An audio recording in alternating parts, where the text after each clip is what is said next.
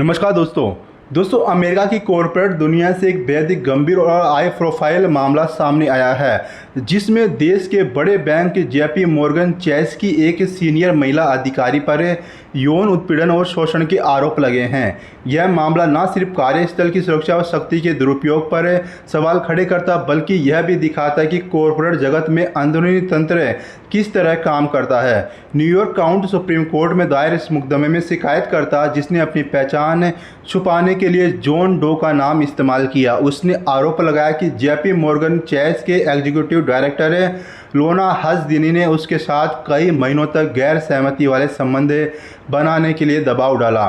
शिकायतकर्ता का कहना है कि यह सिलसिला 2024 की शुरुआत में तब शुरू हुआ जब वह कंपनी में सीनियर वाइस प्रेसिडेंट के तौर पर जुड़ा और कुछ ही समय बाद में हसदिनी उसी टीम का हिस्सा बनी। मुकदमे के मुताबिक आरोप है कि हसदिनी ने अपने पद और प्रभाव का इस्तेमाल करते हुए शिकायतकर्ता को धमकाया कि अगर वह उनकी बात नहीं मानेगा तो उसके प्रमोशन और बोनस पर असर पड़ेगा। यहाँ तक कहा गया कि तुम्हें आगे बढ़ना है तो मुझे खुश करना होगा। शिकायतकर्ता का दावा है कि उसने कई बार विरोध किया, लेकिन उस पर लगातार दबाव बनाया गया और उसे मानसिक रूप से परेशान किया गया। इस शिकायत से कुछ बेहद गंभीर आरोप भी शामिल है, जिसमें यह दावा किया गया कि आरोपी अधिकारी ने कई मौक़ों पर उसे नशीला पदार्थ देकर के उसका शोषण भी किया।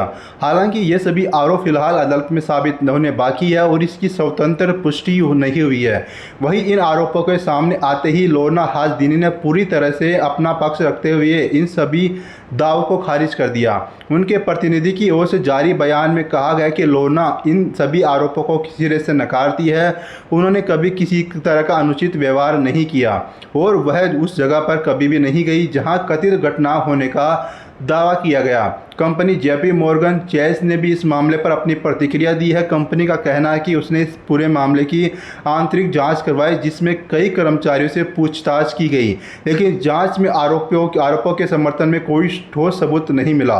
कंपनी के मुताबिक शिकायतकर्ता ने जांच प्रक्रिया में सहयोग नहीं किया और जरूरी जानकारी साझा करने से इनकार कर दिया, जिससे आरोपों की पुष्टि करना संभव नहीं हो सका। हालांकि मुकदमे में कंपनी की भूमिका पर भी सवाल उठ गए हैं। शिकायतकर्ता का आरोप है कि जब उसने इस मामले की शिकायत की तो कंपनी ने कार्रवाई करने के बजाय उसे ही निशाना बनाया।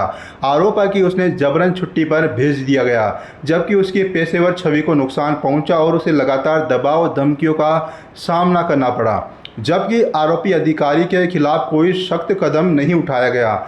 इस मामले में शिकायतकर्ता के वकील ने इसे बेहद ही गंभीर बताते हुए कहा कि उनके मुवक्किल को न सिर्फ मानसिक आघात पहुंचा, बल्कि उसके करियर पर भी इसका गहरा प्रभाव पड़ा है। उनका कहना है कि यह मामला कार्यस्थल पर शक्ति के दुरुपयोग और उत्पीड़न का एक बहुत बड़ा उदाहरण है, जिसकी निष्पक्ष जांच होना जरूरी है। अब यह पूरा मामला न्यूयॉर्क की अदालत में विचाराधीन है, जहां आने वाले समय में दोनों पक्षों के तर्क और सबूतों के आधार पर सच्चाई सामने आएगी।